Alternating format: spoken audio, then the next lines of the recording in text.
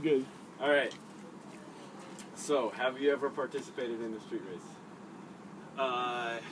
Participated as in driving in a street race, or yes. Participated in like actively being in at a street race? Yeah, like driven in a street race. No. So, have you ever like spectated a street race? Yeah, I have. Yep. Okay. Yeah, where was the street race? I was in Hawaii. Hawaii. In Kauai. Yep. My senior year of high school. Do you know of any laws in Hawaii against street racing? Yeah. It's illegal. It's illegal? Okay, Yeah. so like totally against it? Yes. Yeah. Okay. Yes. Yeah. Okay. It was. So. It was pretty interesting. At what point in a person's life do you think they take up street racing, either spectating or driving? In my experience, it was pretty young. There were a lot of like teenagers and younger people, even like, who weren't driving, who were just license, hanging around. and then younger kids hanging around. And they look up to it, and that's one of the, I think, driving things with their license. Yeah. To be able to do that. And there's some older, where I think some when they get up to actually be earning some money and all, you know, that's when I think they kind of start getting into it more, I guess. But do you think as a sport it's like as competitive as other more legal sports? would you call it a sport? I mean, Yeah, it's a competition. So what was the question? Is it as competitive as other sports?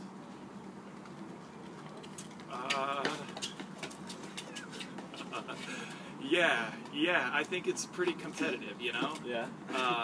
I mean, there are no rules, so it's just like, and you're kind of risking your life at the same time. Yeah. So, but people still win money, right? Betting, driving? I believe so. Okay. So, why do you think they do it? I think most of them do it for the thrill of doing something that's illegal. Yeah, and this is the thrill. Being able to like trick out their rides and show them off to people. What kind of cars do you think they were tricking out? Like foreign cars, American cars? I think mostly they were foreign cars, from what I saw. Yeah. Okay. Yeah. All right, and then like how expensive would it be to get a street racing car? Probably you're looking at some of the nicer ones, probably getting up into like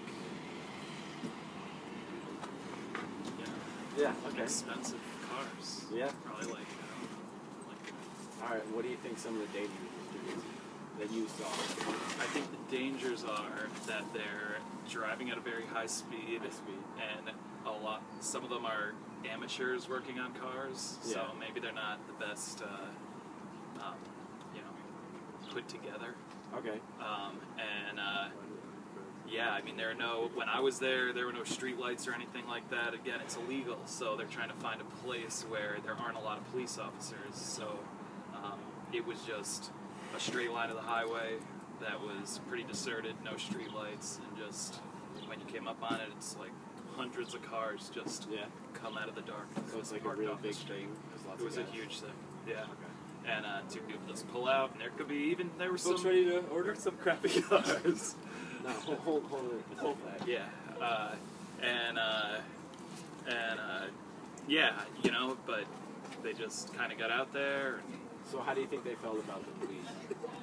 Well, the police showed up at the end of the night, actually, and I guess they got a chance to put their cars to the test then as well, because it was a madhouse. It's like, honestly, about 100 cars just peeling out all over the place. It just, it was crazy. You think it's like more than just the legality between the police and the street racers? It's like a personality conflict, or like the rebels versus the law enforcers. Yeah, maybe. Like a little Dukes of Hazzard type of deal. I do think there was something to that. And, I think there's some people there who kind of were liking to look for the trouble a little bit. Yeah. Did you see any women street race? Yeah, I did. Okay. Yep. And sometimes sitting in the passenger car. Is it like is it equal with like men and women drivers, or is it like yeah?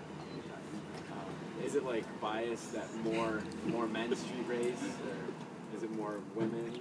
I don't think it's really biased. I think whoever wants to get in there, I think they'd be happy to let them in. All right. Yeah, definitely. That's cool. I mean, maybe, like, I didn't see any guys who were strutting out in the middle of the road to like start the racing. So maybe in that aspect, yeah, that was mainly women. Have you ever seen like a Fast and Furious movie? Yeah, I've seen one. Do you think that like encourages it, or? I do. I really do.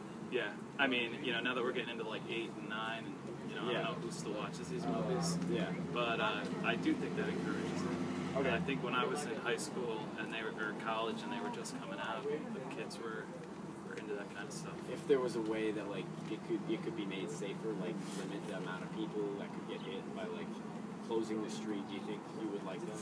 Yeah, I think I would. I think if there was a circumstance where, say, it was a real track where they allowed amateurs, I think the real draw of it is that it's amateur people who work on their cars and then they take them out and can stack up against somebody else who they don't really know anything about. Very personal with their cars. Yeah, and bragging rights, you know, and to say that I put this together and it's... I mean, I'm sure some people have money and just pay somebody else to do it, but I think it would take off if it was at a track. Yeah. And they opened it up and said, anybody can bring your piece of crap car, good car, whatever, and just... And it's safer for spectating. Yeah. Less property damage. Yeah. Yep. All right. And I mean, you'd have some people, you know, watching it. Maybe it wouldn't be as... Yeah. I would think it would still be as thrilling if they were like, you can just,